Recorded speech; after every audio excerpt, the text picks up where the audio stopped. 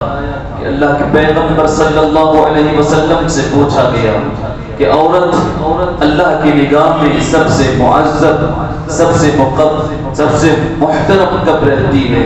تو حضور اکرم صلی اللہ علیہ وسلم نے جواب عنایت فرمایا کہ جب عورت اپنے گھر میں رہتی ہے تو وہ اللہ کے نزدیک معظم و محترم رہتی ہے، جو وہ اپنے گھر سے دور جاتی ہوتی ہے وہ اللہ کی رحمت سے دور جاتی ہوتی ہے۔ آج حجاب کا مسئلہ ہماری اس ریاست سے لے کر کے پورے ملک اور دنیا بھر میں ایک بے چینی کا ماحول پیدا کر کے رکھا ہوا ہے۔ ہماری خود کی بیٹیاں اور ہمارے خود کے فرزندان اسلام نہیں جانتے کہ اسلام میں حجاب کا مرتبہ اتنا معظم و محترم بلند و بالا کیوں ہے۔ اللہ اکبر کبیرہ۔ آپ دنیا بھر کے کرائمز کے آنکڑے نکال کر دیکھ لیں تو شاید کہیں ایسا ملے گا کہ کوئی باحجاب و باپردہ خاتون تھی جس کے ساتھ کوئی زیادتی ہوئی۔ آپ پوری دنیا کے رپورٹس نکال کر دیکھ لیں، باحجاب و باپردہ عورت جب گھر سے نکلتی ہے تو اللہ کی رحمت اس کی حفاظت کرتی ہوتی ہے، پھر بری نظریں اس پر نہیں پڑا کرتی۔ حوث و شہوت کی نگاہیں دے کر گلی گلی گھومنے والوں کی بری نظر ان پر نہیں پڑتی، پردے کی آڑ اللہ انہیں اپنی حفاظت عطا فرماتا ہے۔ لیکن جہاں جہاں زیادتیوں کی تاریخ آپ کو ملے گی، جہاں جہاں عورتوں پر زبردستی کی تاریخ آپ کو ملے گی، تو دیکھ لیں ان تمام معاملات میں عورت کہیں نہ کہیں بے پردہ تھی، بے حجاب۔ اللہ اکبر کبیرہ۔ ہمیں دوسرے قوموں سے لینا دینا نہیں، ہم جس قوم کے ماننے والے ہیں، جس دین کے ماننے والے ہیں، جس کا کلمہ پڑھنے والے ہیں، انہوں نے ہمارے لیے بہترین زندگی کا نمونہ عمل دیا ہے۔ اگر اللہ کے رسول صلی اللہ علیہ وسلم کے بتلائے طریقوں پر امت مسلمہ گامزن ہو جائے تو انشاءاللہ العزیز معاشرے کی تمام برائیاں ختم ہو جائیں گی، معاشرے کے اندر کوئی برائی نظر نہیں آئے گی۔ اسلام سے قبل عرب کی تاریخ کو اٹھا کر دیکھیں، اسلام کے بعد عرب کی تاریخ کو اٹھا کر دیکھیں، یہی وہ عورتیں تھیں جو اسلام سے قبل جن کا کوئی مقام، کوئی مرتبہ، کوئی عزت نہیں تھی، خود کے باپ اپنے ہاتھوں سے قبروں کو کھود کر کے خود کی شہزادیوں کو اپنے ہی ہاتھوں دفن کر کے ان کے منہ پر مٹی مار کر آ جایا کرتے تھے۔ اسلام نے جیسے ہی اپنے تعلیمات کو عام کیا ہے، پیغمبر اعظم صلی اللہ علیہ وسلم نے فرمایا اللہ نے جس شخص کو 3 بیٹیاں دی ہوں اور وہ ان 3 بیٹیوں کی اچھی پرورش کرنے کے بعد، اچھی تعلیم دینے کے بعد وہ جب بالغ ہو جائیں تو ان کا اچھی جگہ رشتہ کرا کر کے انہیں سسرال روانہ کر دے تو اللہ ایسے شخص کی مغفرت فرما دیتا ہے۔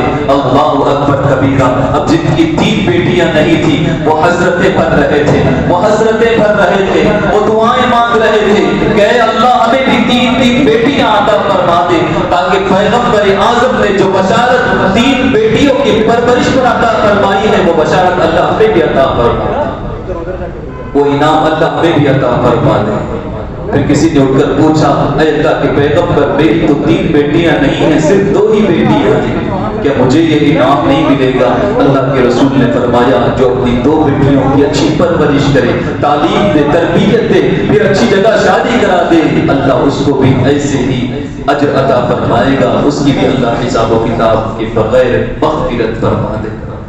اب جس کی 1 بیٹی تھی وہ اٹھ کر کھڑا ہو گیا اور کہنے لگا اے اللہ کے پیغمبر میرے پاس نہ 2 بیٹیاں ہیں نہ میرے پاس 3 بیٹیاں ہیں، میرے پاس اللہ کی دی ہوئی 1 ہی بیٹی ہے، کیا مجھے یہ بشارت نصیب نہیں ہوگی؟ اللہ کے پیغمبر نے فرمایا جو اپنی 1 بیٹی کی بھی اچھی پرورش، اچھی تعلیم و تربیت کر کے اس کا نکاح کروا دے اللہ اس کی بھی مغفرت فرما دے گا۔ قبل اسلام دنیا کا نظریہ کیسا تھا اور بعد اسلام دنیا کا نظریہ کیسا بنا؟ اسلام سے قبل باپ کے مر جانے کے بعد اس کی وراثت کو بچے بیچ دیا کرتے تھے۔ آج بھی یہ کہیں نہ کہیں جہالت موجود رہتی ہے کہ باپ کا جنازہ نہیں اٹھا ہوا ہوتا ہے، یا باپ کو ابھی تازہ دفن کر کے واپس آئے ہوئے ہوتے ہیں پورے رشتے دار گھر میں بیٹھے ہیں، کچھ پڑھ کر کے باپ کے ایصال ثواب کے لیے ترکیبیں نکالنی چاہیے تھے، دعائیں مغفرت کرنی چاہیے تھی، وہیں بیٹھ کر سب یہ مشورے دیتے ہیں کہ اب بتاؤ باپ تو مر گیا، اب کس کو کیا کیا دینا ہے۔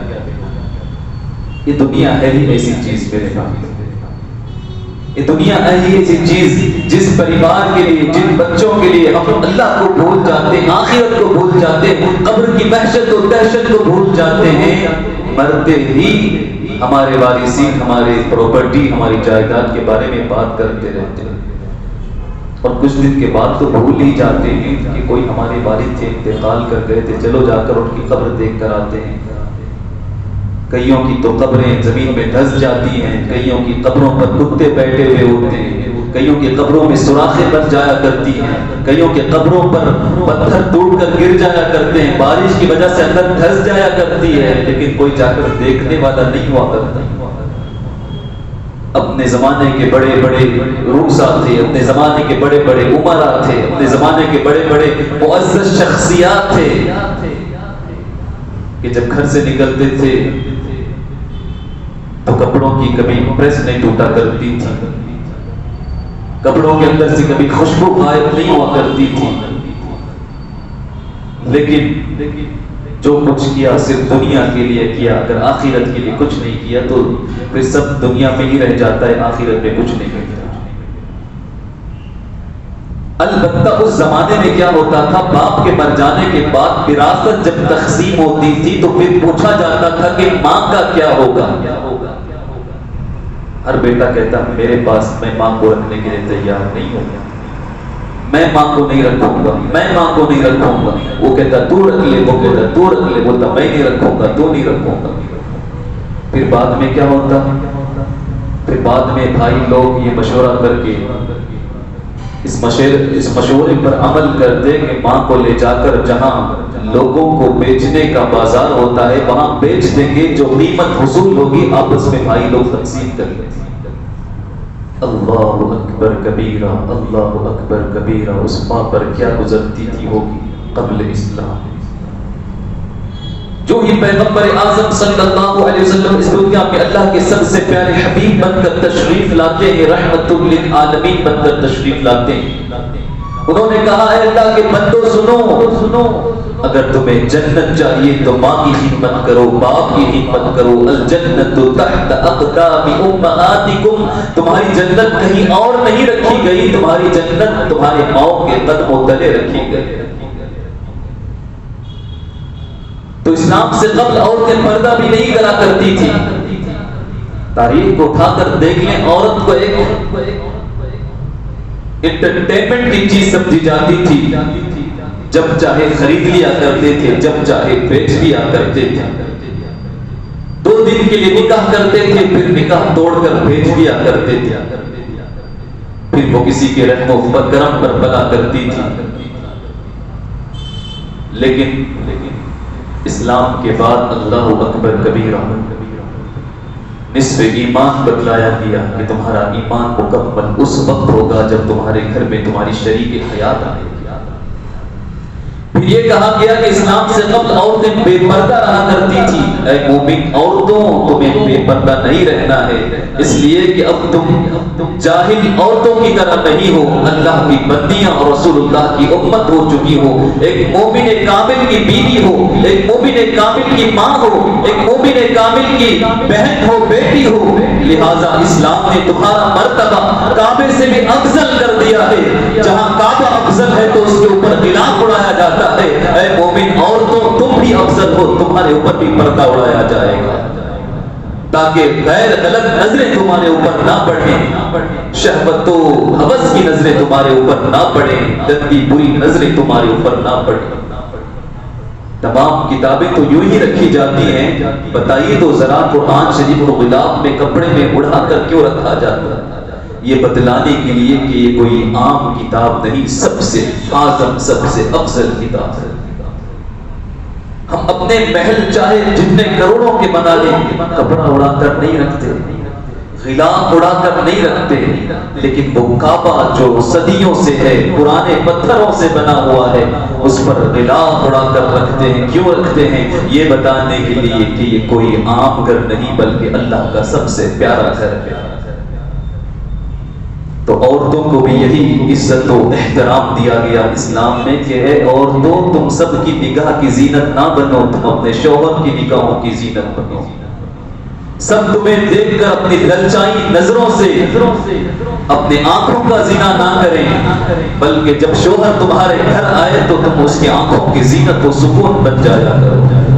تم گلی کوچے میں پھرنے کے لیے نہیں بنائی گئی ہو، تم شادیوں بیاہوں اور فنکشنوں میں بے پردہ ہو کر 10-15 غیر غلط مردوں کی نگاہوں کی زینت بننے کے لیے پیدا نہیں کی گئی ہو، بلکہ تم اس لیے پیدا کی گئی ہو کہ تمہارا شوہر دیکھے تو اس کی آنکھیں ٹھنڈی ہو جائیں، اور جب تم اپنے شوہر کو دیکھے تو تمہاری آنکھیں ٹھنڈی ہو جائیں۔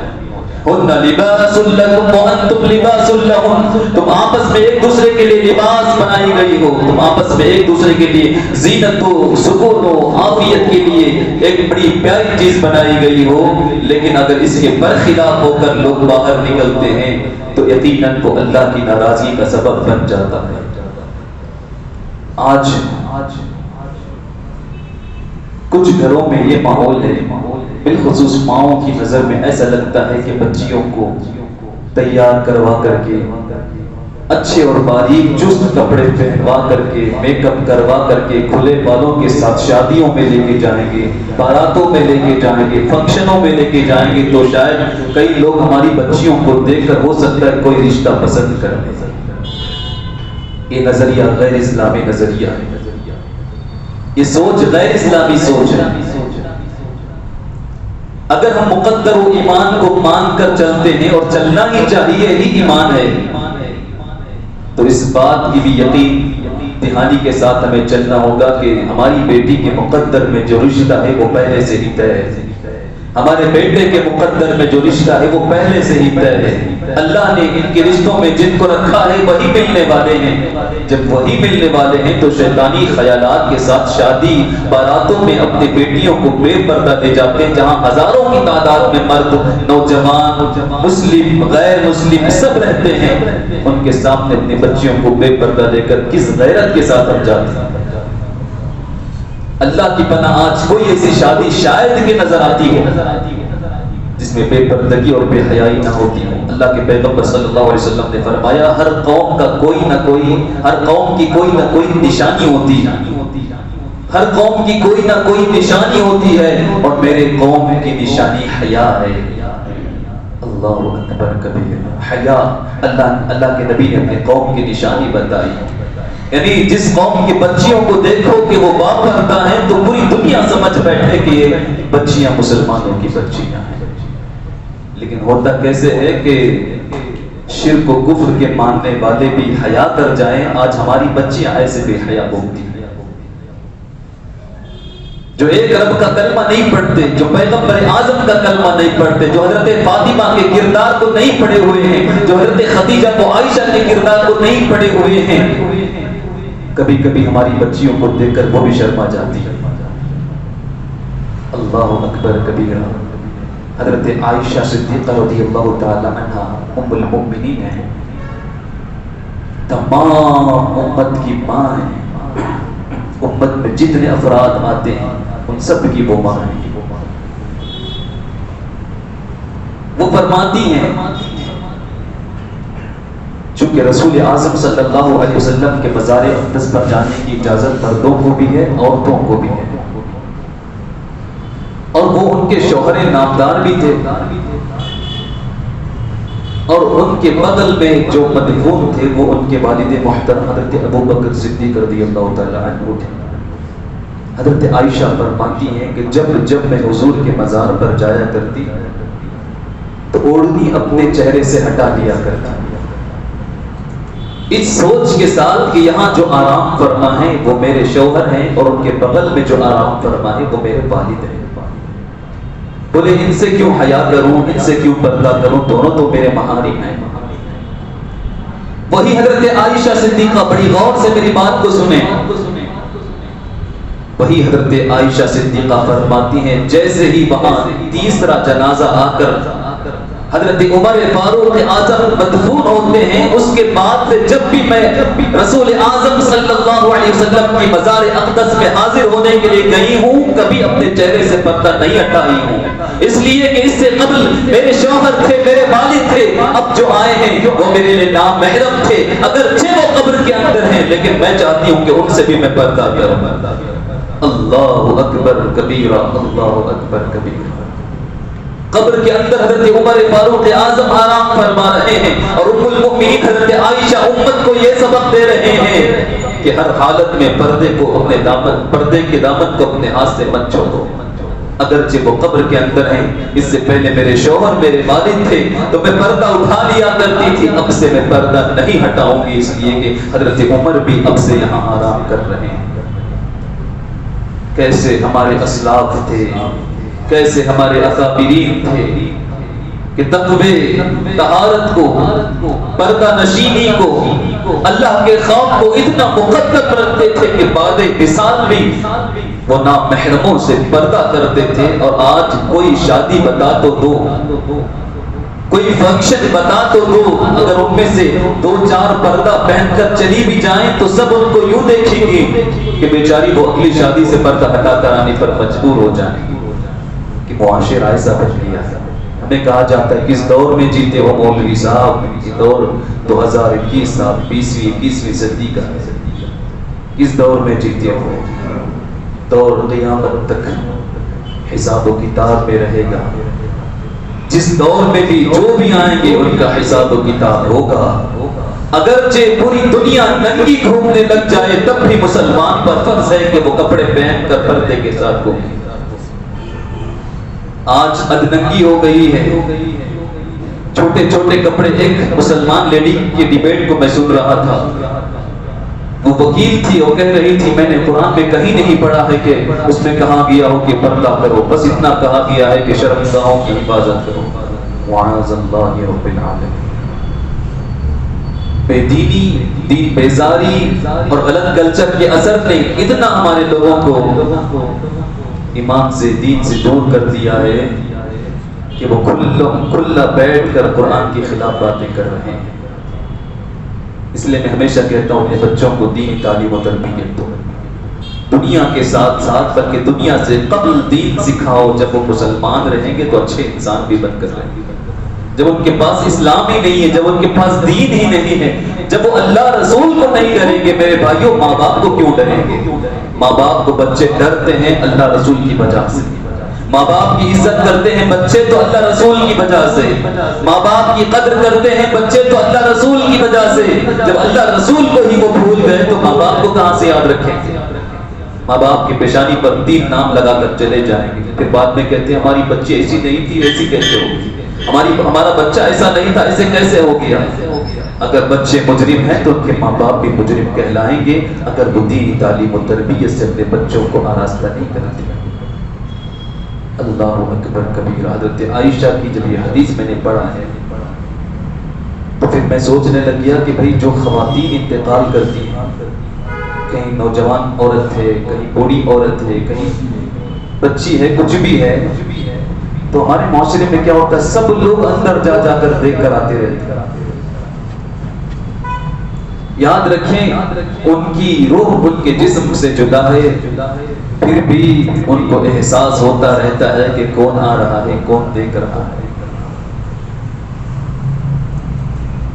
اسی لیے ان کے جسم کو بھی غسل دے کر، نیا کپڑا دے کر، معطر کرا کر کے باعزت کاندھوں پر اٹھا کر لے جا کر کے مٹی کے اندر دفن کرنے کا حکم ہے۔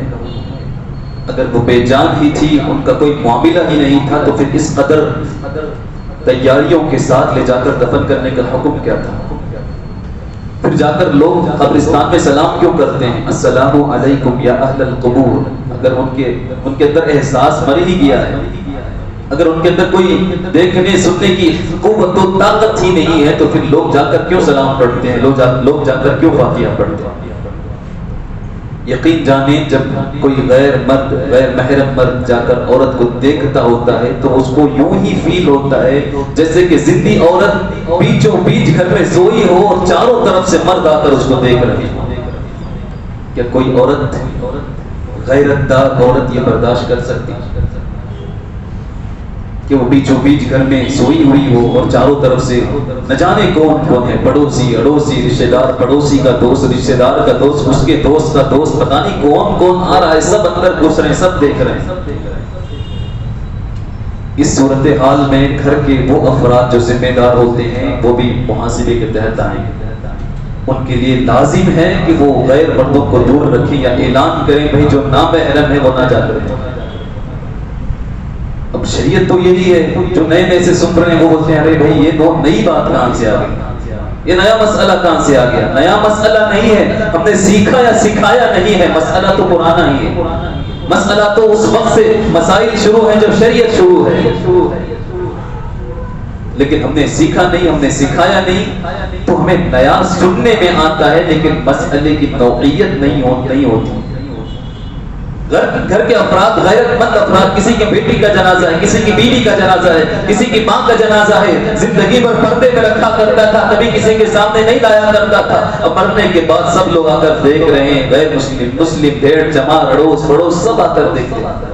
یقین جانے اس وقت اس عورت کی نوعیت جو ہوتی ہے نا، وہ کسی زندہ عورت سے پوچھے کہ جب تم گھر کے بیچوں بیچ سو رہی ہوں اور ہزار مرد آ کر تمہیں دیکھ دیکھ کر جا رہے ہوں، تمہیں کیسا محسوس ہوگا؟ اس کی آنکھوں میں آنسو آ جائیں۔ وہ مردار عورت بول تو نہیں سکتی لیکن دل میں کہیں نہ کہیں ضرور روتی ہوگی کہ اے اللہ، مرنے کے بعد بھی قوم والے کیا میرا تماشا بنا کر بیٹھے تھے۔ تو ان مسائل پر غور کریں، پردہ مرنے سے پہلے بھی۔ اور آپ جانتے ہوں گے کہ ایک مرد مرتا ہے تو اس کے لیے کفن میں 3 کپڑے دیتے ہیں، اور ایک عورت جب گزر جاتی ہے تو اس کے کفن میں 5 کپڑے دیتے ہیں۔ کیوں؟ کیونکہ مرد سے زیادہ پردے کا اہتمام عورت کو کیا جائے۔ یہ ایک عورت جاتے جاتے بھی تمہیں سکھا کر جا رہی ہے کہ لوگوں سنو، میں اس دنیا سے جا رہی ہوں لیکن میرا دین کہتا ہے مجھے 5 کپڑوں میں لپٹ کر مٹی کے اندر ڈالا جائے۔ تو اگر تم زندہ ہو تو تمہیں کتنے کپڑوں کے اندر رہنا چاہیے اور تمہیں کتنی اپنی عزت و عفت کی عبادت کرنی چاہیے۔ تو اپنی بچیوں کو تعلیم دیں، تربیت دیں، دین سکھائیں، حضرت فاطمہ کی سیرت سکھائیں، حضرت عائشہ کی سیرت سکھائیں، حضرت خدیجہ کی سیرت سکھائیں، حضرت زینب کی، حضرت ام کلثوم کی، حضرت شہربانو کی سیرت سکھائیں کہ یہی وہ دولت ہے جو دنیا و آخرت میں کامیاب کر سکتی ہے۔ حضرت فاطمہ الزہرا رضی اللہ تعالی عنہا نے اپنے آخری وصیتوں میں یہ بھی وصیت کی کہ جب میں انتقال کر جاؤں اور میرا جنازہ میرے گھر سے اٹھایا جائے تو وقت رات کا ہو، اور دنیا والوں کے لیے مت بلانا، اعلان نہیں کروانا کہ نبی کی بیٹی حضرت فاطمہ خاتون جنت کا جنازہ اٹھ رہا ہے ورنہ پوری قوم امڑ آئے گی۔ میں نہیں چاہتی کہ غیر محرموں کی نظر میرے کفن و جنازے پر بھی پڑے۔ اللہ اکبر کبیرہ۔ ان اکابرین کی سیرت پر ہماری بیٹیاں چلیں گی آج تو انشاءاللہ کبھی کوئی ہماری بیٹی کی عزت پر، ان کی عفت پر، ان کی پاسداری پر کوئی نگاہ اٹھا کر نہیں دیکھ سکتا ہے۔ امام اہل سنت حضور اعلیٰ حضرت کے 4 سال کا زمانہ تھا، صرف 4 سال کے بچے تھے۔ گھر کے باہر ایک لمبا سا جبہ، اس طرح کا جبہ پہن کر کھڑے ہوئے تھے، سامنے سے ایک بارات نکل رہی تھی۔ بارات میں ناچنے والیاں چھوٹے چھوٹے کپڑے پہن کر ناچتی بھی جا رہی تھی۔ چھوٹی عمر تھی، کچھ سمجھ میں نہیں آیا، اس جبے کو اٹھا کر کے اوپر آنکھ پر ڈال دیا۔ تو اسی گانے ناچنے والیوں میں سے ایک دیکھ کر سامنے آتی اور کہتی ہے میاں نیچے تو اٹھا لیے، اوپر تو چھپا لیے، لیکن اوپر چھپانے کے بعد تمہارا نیچے کھل گیا ہے، تمہارے پیر نظر آ رہے ہیں، تمہاری ٹانگیں نظر آ رہی ہیں، تم نے ان کا خیال نہیں کیا، اپنی آنکھوں کا خیال کیا۔ تو جانتے ہیں کیا جواب دیتے امام اہل سنت؟ بولے اے خاتون سن، اگر نگاہ بہکتی ہے تو دل بہکتا ہے، اور دل بہکتا ہے تو جسم بہکتا ہے، لہذا میں اپنے نگاہوں کی حفاظت کر رہا ہوں تاکہ نہ میرا دل بہکے نہ میرا جسم بہکے۔ بہت بڑا پیغام تھا۔ جو یہ کہتی ہیں کہ ہم بغیر پردے کے نکلیں گی، تو مردوں کو اپنی سوچ، اپنی نگاہیں بدلنی چاہیے. اور مردوں کے لیے بھی قرآن میں حکم ہے کہ جب بے پردہ عورتوں کو دیکھو تو نگاہیں نیچی کر لو، بلکہ سنت یہ ہے کہ ہمیشہ نیچے دیکھ کر چلا کرو. حضور اکرم صلی اللہ علیہ وسلم کی سیرت اٹھا کر پڑھ لیں. حضور کبھی ادھر ادھر اوپر نیچے دیواروں کو گھروں کو دیکھ کر نہیں چلا کرتے تھے جس طرح ہم آج چلتے ہیں، بلکہ حضور کی نگاہیں ہمیشہ زمین پر ہوا کرتی تھی اور حضور ہمیشہ نیچے دیکھ کر چلا کرتے تھے، تاکہ میری امت میری اس سنت پر عمل کر کے بد نگاہی سے بچ جائے. میری امت کی نہ نگاہیں بہکیں، نگاہوں کے بہکنے کے بعد نہ میری امت کا دل بہکے، نہ دل بہکنے کے بعد میری امت کا جسم بہکے. اللہ رب العزت مجھے اور آپ کو کہنے سننے سے زیادہ عمل کی توفیق عطا فرمائے. اللہ ہمیں اپنے بچوں اور بچیوں کو صحیح تعلیم و تربیت سے. استغفر اللہ ربی من کل ذنب واتوب الیہ. السلام علیکم.